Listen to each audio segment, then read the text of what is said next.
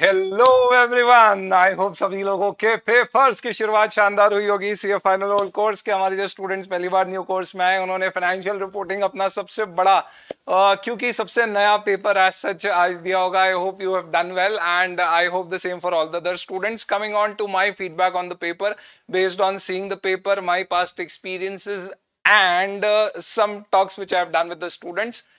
Prima facie ही ये वो पेपर है दोस्तों जो देख के ऐसा लगता है कि है तो 100% मॉड्यूल से, आईसीआई के मॉड्यूल या उसके अटेंडम मटेरियल से, but this is one kind of a paper जो करने के बाद, बाहर निकलने के बाद ऐसी मन में तृप्ति नहीं होगी कि यार 4 डाला, because it was lengthy, because there were lot of questions and questions के अंदर भी कई सारी चीजें पूछी गई थी। एक 6 मार्क के क्वेश्चन में आपसे journal entries analysis part A और बी, इस तरह से क्वेश्चन को थोड़ा लेंदी बनाया गया to my particular expectation is what I can say। And second what I can also conclude or in fact tell you here is that there were a lot of standards which have not been asked in the past few attempts have also been asked this time. So I hope everything is going fine. In fact, let me just check because I can't see the chat out here if there is any kind of an issue or everything looks good to me. Okay, viewer activity. Okay.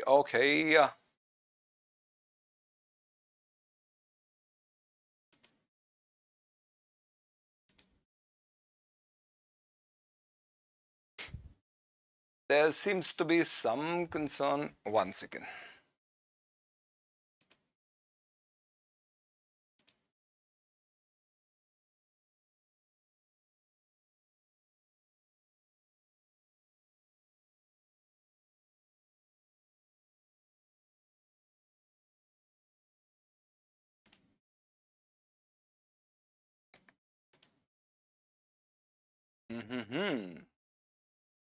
Can't see the chats. I don't know what it is. 1 second, please.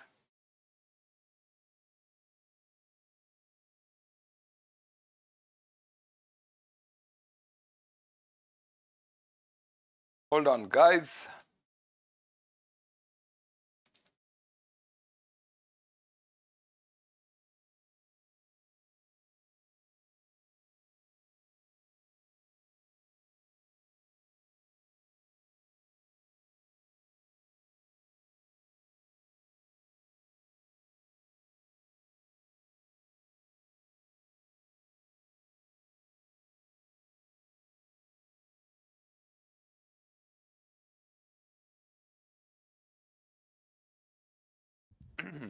Chali, apologies anyway, so I can see the chart here now and wonderful. So one first and foremost paper का किस तरह का mark weightage था, तो this is basically we have this particular analysis done.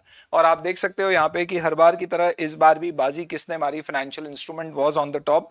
It had 19 marks of questions followed by business combination and consolidation which had just 15 marks. So this one question compulsory जो आपका 15 marks का आता है, that was about it. इसके अलावा लीजेस 116 के ऊपर कोई क्वेश्चन नहीं था। 115 के ऊपर there were a couple of questions which made the weightage of 14 marks, which is huge, substantial। 115 और 116 की जगह पूरा 115 आ गया। शेयर बेस्ड पेमेंट के ऊपर कुछ क्वेश्चन नहीं था, तो 116 चले गया, 11 इनफैक्ट 102 शेयर बेस्ड पेमेंट चले गया। तो इन सब का इंपैक्ट कहां पर गया? So as I told you in the ABC analysis also कि conceptual framework, integrated reporting are very important। There were 3 questions, एक हालांकि alternate में था, integrated reporting का एक क्वेश्चन, सीएसआर का एक क्वेश्चन एंड कंसेप्चुअल फ्रेमवर्क का एक क्वेश्चन। अगर आपने वो वीडियो देखे होंगे, सिर्फ ड्रोन चार्ट किया होगा, तो you will be able to do those particular questions very very well. But I am sure कि कुछ लोगों ने ये क्वेश्चन छोड़े होंगे just because of the fact that these are topics which are normally discussed at the end. Nevertheless this was all from the drone chart and the material. Every question was from the study material, hence from our material. That is not the point here. The discussion is basically how the paper was, but yes definitely it was one of those lengthy papers. इसके अलावा conceptual framework जो नया आया था, question expected था ही था। और अगर आपने वो वीडियो देखा होगा कंसेप्चुअल फ्रेमवर्क का और सिर्फ उसके नोट्स पढ़ लिए होंगे, तो आप उसको उसके सॉल्व कर पाओगे। I just take the question.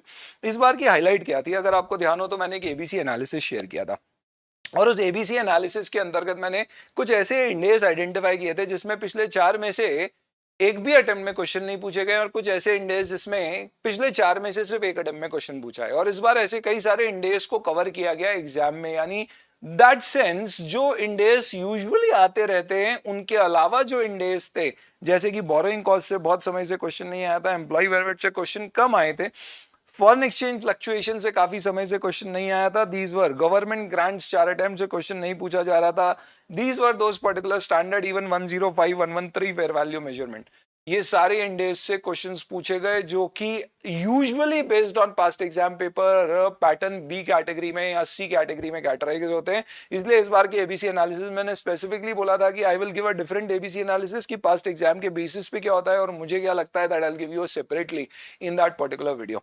So in that sense, this was the kind of paper, definitely lengthy. We will just quickly go through these particular questions, not discussing them in too much details, but yes, inputs in terms of what the basic nitty-gritties of these questions were. Chaliye, I hope everything looks good and is fine. Okay, unfortunately, I don't, for some reason, I can't see the charts here, but nevertheless, I'm seeing this somewhere here. ठीक है, चलिए okay. SFM expectation, सही बात है, अब ये सब छोड़ दो, एफआर का बेहतर है कि आप निकल जाओ और एसएफएम पढ़ना शुरू कर दो। Is just that people who want to just want to evaluate कि कहीं कुछ गलत तो नहीं हो गया, दिमाग उससे बाहर नहीं निकल पा रहा है, वो देखिए। अदरवाइज जो आगे के अटेम्प्ट वाले स्टूडेंट्स हैं उनको डेफिनेटली देखना चाहिए पेपर किस तरह का आता है, ताकि आप अपनी प्रिपरेशन वैसे कर सके। पहला क्वेश्चन आपके आईसीआई के स्टडी मटेरियल जेके लिमिटेड नाम बदल दिया गया, जे ने के को खरीदा है। इसमें आप सबसे पहले ये चेक करते हैं ऐसे क्वेश्चन में कहीं रिवर्स एक्विजिशन तो नहीं है।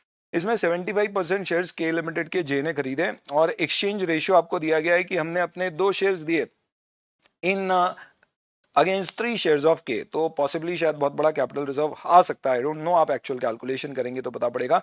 क्यों? क्योंकि यहाँ पे एक ध्यान देने वाली चीज है कि ये इसका शेयर 100 रुपए का है और इसका जो शेयर है ये सिर्फ 10 रुपए का है। तो you have to keep that particular thing in mind. Number of shares इसके बेसिस पे आपको चेक करना होंगे। यहाँ पे एक क्लेरिकल एरर होने की संभावना बनती है। Point number 1। Point number 2, yes paper was lengthy but easy, absolutely bang on. एक लाइन में अगर इसका एनालिसिस है तो यही है। देन यहाँ फेयर वैल्यू ऑफ प्रॉपर्टी जो आपको दी गई है आपको असेस करना है, क्योंकि इस पर्टिकुलर क्वेश्चन में कई जगह डेफर्ड टैक्स का इंपैक्ट था, क्योंकि बहुत सारे क्वेश्चंस में टैक्स रेट दी हुई थी। इस क्वेश्चन में भी टैक्स रेट थी, तो जहां जहां फेयर वैल्यू आपकी कैरिंग अमाउंट से डिफरेंस है उसका इंपैक्ट आपको डेफर्ड टैक्स में कैलकुलेट करना होगा। जो बुक्स में डेफर्ड टैक्स आ रहा है उसके ओवर एंड अबव वो डेफर्ड टैक्स कैलकुलेट होगा। क्यों? क्योंकि कैरिंग अमाउंट और फेयर वैल्यू का डिफरेंस आपका एडिशनल डेफर्ड टैक्स क्रिएशन करेगा, तो वो एक चीज आपको ध्यान रखना पड़ेगी। चलिए, देन ये फेयर वैल्यू ले ली, आपके आइडेंटिफाइबल नेट एसेट्स कैलकुलेट करने के काम आएगी। एडिशनल पेमेंट आपको करना है, this is a contingent payment, और आईसीआई के मॉड्यूल में भी सिमिलर क्वेश्चन था। आपको एक्सपेक्टेशन के बेसिस पे उसकी वैल्यू निकाल के कंसिडर करना पड़ेगा। 1 फाउंडर शेयर होल्डर को 22 लाख का पेमेंट करने की बात की है, provided he stage for the company for 3 years. तो यूजुअली हम इसमें उसको बोल रहे हैं 3 साल तक कंपनी में रहना है, यानी शायद वो शेयर होल्डर नहीं एम्प्लॉय भी होगा, उसकी सर्विस लेंगे, उसके बदले में पैसे दे रहे हैं। अज्यूमिंग ये पोस्ट कॉम्बिनेशन पीरियड की सर्विस के अगेंस्ट का पेमेंट है, तो इसका पीसी में इंपैक्ट नहीं आना चाहिए। इक्विटी सेटल स्कीम है जिसको चेंज किया गया है, तो आप 102 के जो कॉन्सेप्ट्स होते हैं जिसको 103 में लगाते हैं, तो you will basically consider the fair value of the revised reward into the vesting period done upon the total और the extended whichever is lesser. उसके बेसिस पे आप कितना पीसी में ऐड करोगे और बचा हुआ कितना है जो आपका essentially would be accounted for in the coming years, same you'll have to do. Then there was a contingent liability जिसे fair value पे measure करेंगे, net identifiable asset पे impact आएगा। जो कंटिंजेंट कंसिडरेशन या जो कंसिडरेशन आपको बाद में पे करना है उसे आपको डिस्काउंटिंग फैक्टर दिया हुआ है, तो आपको उसकी प्रेजेंट वैल्यू पे उसे कंसिडर करना पड़ेगा। एकदम प्लेन वेनिला डायरेक्ट क्वेश्चन था। I don't think there is nothing much in this particular case. Next, चलिए शॉर्ट में करते हैं अपन डिस्कस। इंडेस कंप्लायंट कंपनी है, शेड्यूल 3 का क्वेश्चन है, ब्रीच ऑफ लोन कन्वीनियंट। इसे इंडेस 1 के रेफरेंस में आपको आंसर देना चाहिए। सबसे पहले इस पर्टिकुलर क्वेश्चन में ये कहा गया है कि ब्रीच क्यों हुआ, क्योंकि हमने बोला था प्रमोटर कॉन्ट्रीब्यूशन लेके आएंगे 4 मार्च को, नहीं लाए तो हम 5 तारीख को बैंक के पास गए और बैंक ने हमें 30 जून 2020 तक का एक्सटेंशन दे दिया है। इसका मतलब ब्रीच हो चुका है क्योंकि 4 मार्च के बाद आप गए। सेकंड, आपको extension is not more than 12 months from the reporting date. इसका मतलब 31 मार्च 23 तक का एक्सटेंशन नहीं है। इसका मतलब क्लासिफिकेशन इसका करंट करना पड़ेगा। लेकिन अगर ये ब्रीच से पहले ही आप चले जाते और 4 मार्च से पहले ही चले जाते, जो सेकंड पार्ट है, और फिर एक्सटेंशन 30 जून को होता, तो फिर ब्रीच ही जून 2022 में होता है। इसका मतलब 22-23 फाइनेंशियल ईयर में उसका इंपैक्ट आता, तो फिर अगले साल उसे करंट नॉन करंट के बारे में सोचना होता, तो उसका क्लासिफिकेशन नॉन करंट ही रहेगा। 2A आपका CSR से रिलेटेड ये पर्टिकुलर क्वेश्चन है जिसमें कहा गया है नेटवर्थ 450 करोड़ है then it manufactures bathroom accessories और लो डिमांड के कारण ये इन्फॉर्मेशन दी गई है। करंट ईयर आपका 21-22 है, तो आपको प्रीसीडिंग 3 इयर्स की 3 लिमिट्स होती है, नेटवर्क, टर्नओवर और नेट प्रॉफिट्स। अगर आपके नेट प्रॉफिट्स प्रीसीडिंग 3 ईयर में किसी भी साल 5 करोड़ के ऊपर जाते हैं तो आपको उस केस में सीएसआर की एक्सपेंस करना पड़ेंगे। तो क्योंकि प्रीवियस ईयर में आपके 5 से ऊपर चले गए, इसलिए आपको सीएसआर स्पेंड करना है। कितना करना है? 2% of your average net profit of preceding 3 financial years. ये 3 फाइनेंशियल ईयर है, इसका अगर आप टोटल करेंगे तो 16 डिवाइडेड बाय 3, तो ये 5.33 जैसा कुछ आ जाएगा। उसका 2% आपको खर्च करना है, यानी अराउंड 10 लाख का कुछ खर्चा होगा, 10,66,000 जो भी है। इसके बेसिस पे आपके ऊपर सीएसआर एप्लीकेबल है। करंट ईयर में भले ही आपके प्रॉफिट्स कम हो गए, फिर भी आपको सीएसआर का खर्चा करना होगा, आने वाले 3 सालों तक करना होगा। और कितना करना होगा? 2% of average net profit of preceding 3 years, assuming ये net profit as per section 135 जो कैलकुलेट करना है वैसे के वैसे ही है। इसमें हालांकि सवाल ये पूछा था कि क्या आपको सीएसआर कमेटी बनाने की जरूरत है, और आपका ये अमेंडमेंट था जो अपन क्लास में डिस्कस करते थे, पावर में, रिवीजन में, हर जगह बोला था 50 लाख से कम के सीएसआर स्पेंड में कमेटी बनाने की जरूरत नहीं है, board of director he function perform करेंगे। तो यहाँ पे आंसर होना चाहिए कमेटी बनाने की जरूरत नहीं है, क्योंकि खर्चा मैंने ग्रॉस कैलकुलेशन वर्बली किया है तो 50 लाख से कम आ रहा है सीएसआर का, तो बोर्ड ऑफ डायरेक्टर ही काम कर देंगे, लेकिन सीएसआर एक्सपेंडिचर आपको करना पड़ेगा। इसके बाद कंपनी ने बोला हमारी जितनी सेल होगी हम उसका 50% क्या करेंगे? We will basically 50 पैसा per unit we will transfer to a fund which will qualify for CSR expenditure। इसके बेसिस पे 1,50,000 का एक्सपेंडिचर किया, लेकिन 50% ही हमने फाउंडेशन को पे किया है, तो खर्चा सिर्फ 75,000 ही बुक होएगा, बाकी नहीं होगा। बाकी की आपको लाइबिलिटी बुक करना पड़ेगी। हालांकि क्वेश्चन में पूछा है कि 150 क्वालिफाई होगा, हम बोलेंगे जितना पे किया है 75 वो क्वालिफाई होगा। चलिए, then we'll come to question number 2B, Anandam limited. बहुत आनंद आया पेपर करके आए, ऐसी उम्मीद है मुझे आप लोगों से। चलिए आगे। Enters into contract with customer on ABC 2019। किसी ने कहा सर एबीसी फ्लॉप, जितने लोगों ने एबीसी दिए होंगे पास्ट एग्जाम पैटर्न के बेसिस पे सब पे इंपैक्ट आया होगा, इसलिए मैंने इस बार एबीसी दिया। साफ ये कह के कि ये पास्ट एग्जाम के बेसिस पे एबीसी है, लेकिन आप एक्सपेक्ट कर सकते हो, आप वीडियो देखोगे तो हो सकता है इस बार चीजें चेंज हो जाए। तो I came out with that different thing, because 4 exam से पेपर का पैटर्न काफी प्रिडिक्टेबल हो चुका था।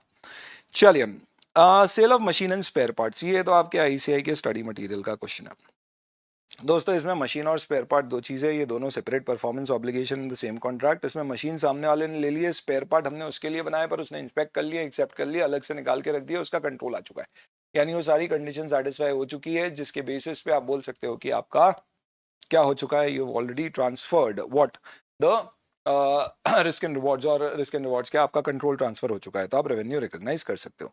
पर इसमें क्वेश्चन में दिया गया है कि you expect to hold the spare for 1 to 3 years and does not have authority to use the spare part और direct them to another customer. तो आपको इतने समय तक होल्ड करना पड़ेगा, और इसका अगर कोई एडिशनल पैसा आप नहीं ले सकते, तो फिर इस केस में आपकी 3 परफॉर्मेंस ऑब्लिगेशन हो गई एक तरह से, एक मशीन देने की, दूसरी स्पेयर पार्ट, और तीसरा custodial services to hold the spare parts. तो फिर आपको उसका भी प्रोपोर्शनेट रेवेन्यू निकालना पड़ेगा। तो क्वेश्चन में पूछा है रेवेन्यू कैसे रिकॉग्नाइज करेंगे, तो आपको सिर्फ एक्सप्लेन करना है। 3 पीओ है, 2 पीओ पूरे हो चुके, एक बाकी है, उसके प्रोपोर्शन में हम रेवेन्यू रिकॉग्नाइज कर लेंगे। अमाउंट लिखने की कोई जरूरत नहीं है, मेजरमेंट की कोई बात नहीं। Cool. Carl limited engage in manufacturing of car locks and nut bolts. Car lock में इनका बेसिक लॉजिक है कि इसकी 1500 रुपये कॉस्ट है, सेलिंग प्राइस 1800 है, 30 दिन में आप पूरा रिफंड लेके इसको रिटर्न कर सकते हो। कंपनी को लगता है कि रिकवरी की कॉस्ट इमटेरियल है और वापस भी प्रॉफिट में बिक जाएगा। 20,000 लॉक बेचे हैं, और पास्ट एक्सपीरियंस से लगता है कि 4% ऑफ द लॉक्स जो मार्च में बेचे, क्योंकि 1 महीने तक ही रिटर्न आता है, और रिटर्न किए जा सकते हैं। तो अब आप बताइए इसकी अकाउंटिंग कैसे होगी। तो 20,000 इसमें आपका ये है सेल और रिटर्न। इसमें आपके पास ऑप्शन होता है, एक ऑप्शन होता है कि आप क्या करें, जितनी आपको लग रहा है रिटर्न आ सकते हैं उसको छोड़ के बचे हुए की सेल बुक कर दे। आईसीआई के मटेरियल में भी इसी तरह का सोल्यूशन दिया हुआ है, और जो बचा हुआ है उसका अमाउंट जो मिला है उसे लाइबिलिटी बता दे, और जो वो गुड्स आपने कस्टमर को दिए उसे बुक्स में इन्वेंट्री विद कस्टमर यानी अपनी बुक्स में एसेट के फॉर्म में शो कर दें।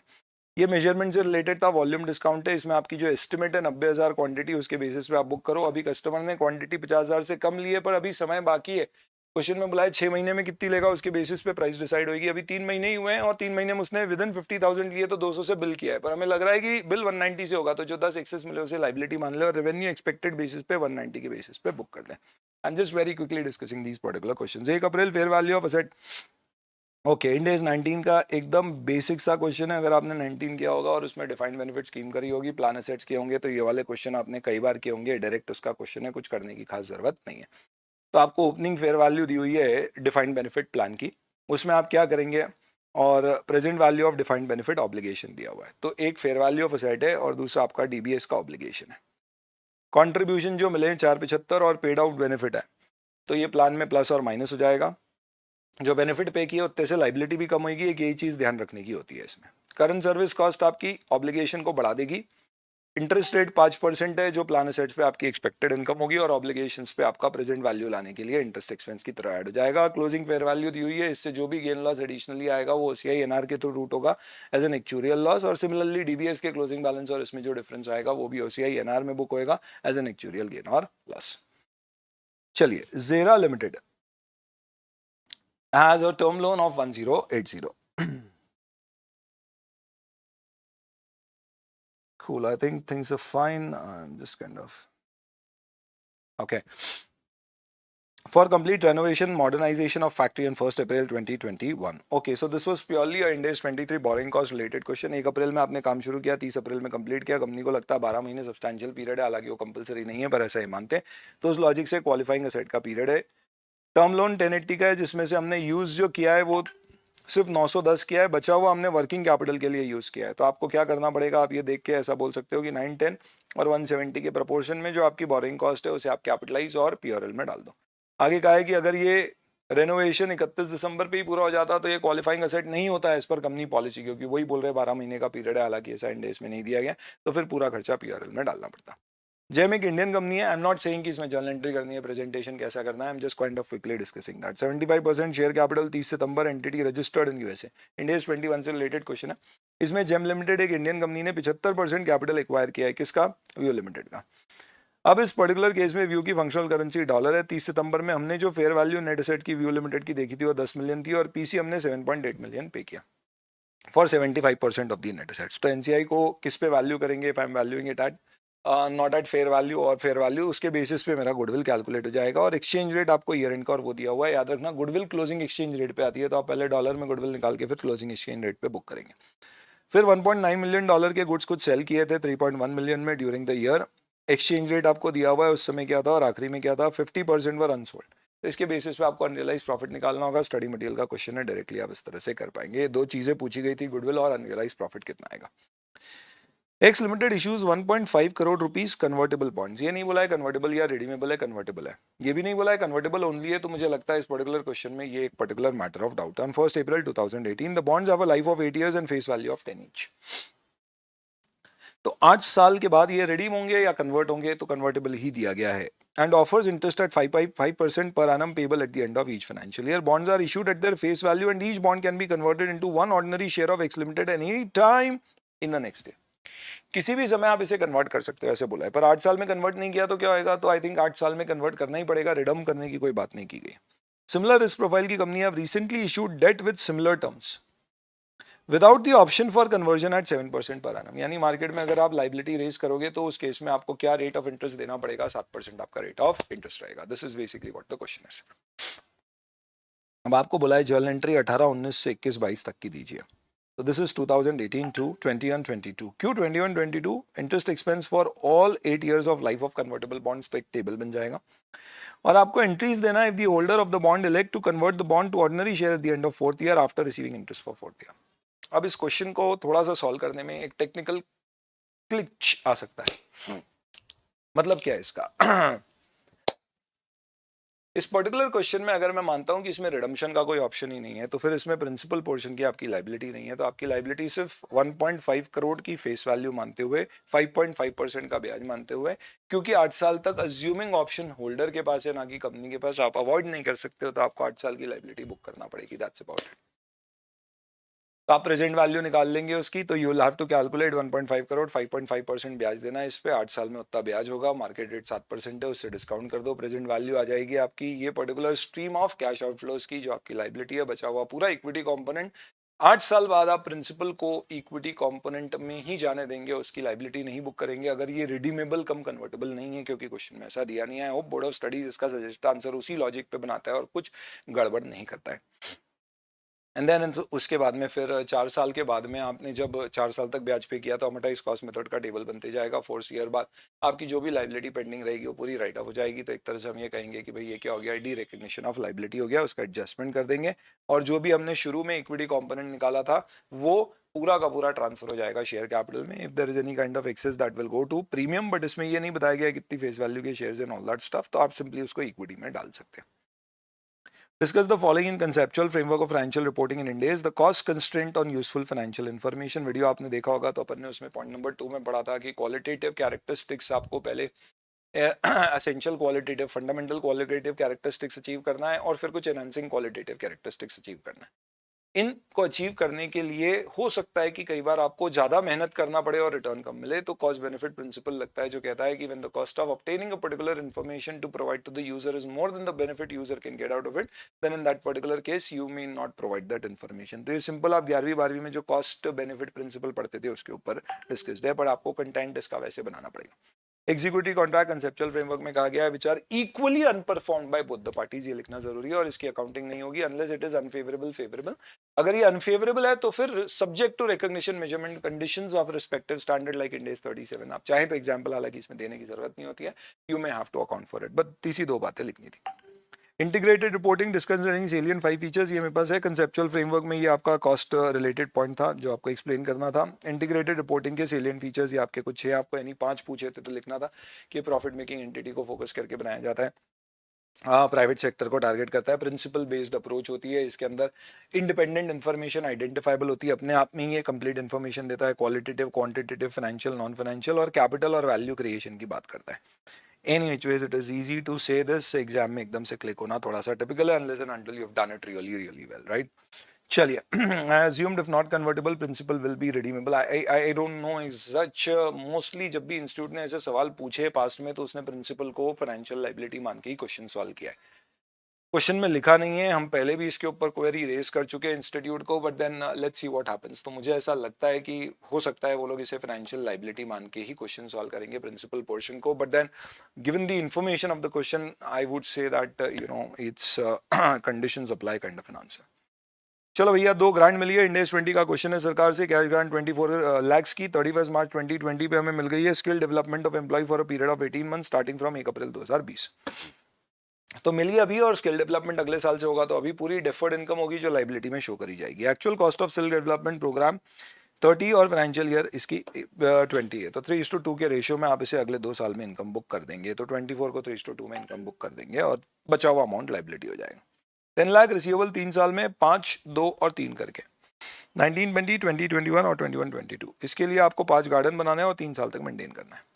गार्डन सारे आपने बना दिए 19-20 में 6 लाख के, और मेंटेनेंस की कॉस्ट है आपकी 12, तो 18 आपने यहाँ खर्च कर दिया, 15 आपको अगले साल लग रहा है करना पड़ेगा और 17 उसके अगले साल करना पड़ेगा. सब मिला के 50 लाख का खर्चा है.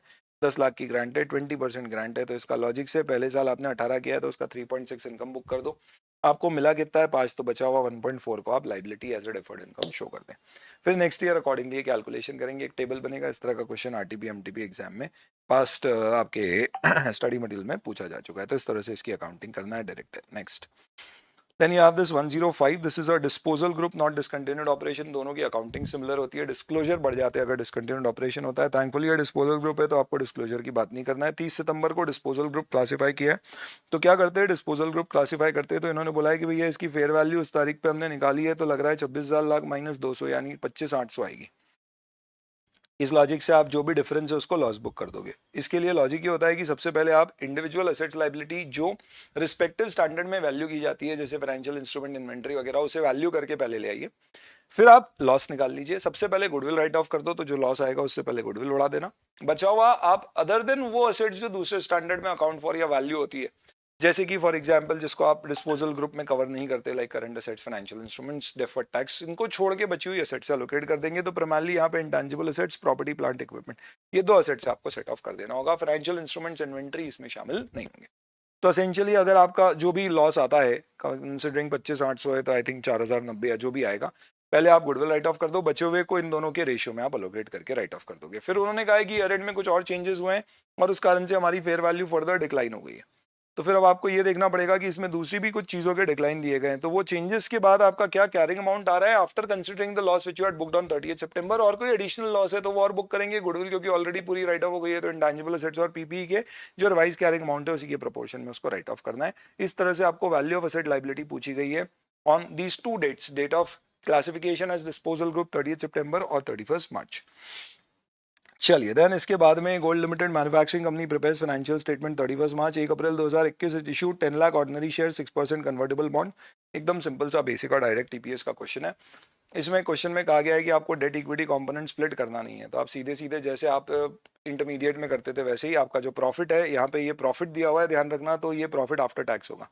तो आप बेसिक ईपीएस में इसको divide by number of share से कर दीजिएगा। Number of shares I hope दिए गए हैं इस पर्टिकुलर क्वेश्चन में 10 लाख, तो ये आ जाएगा।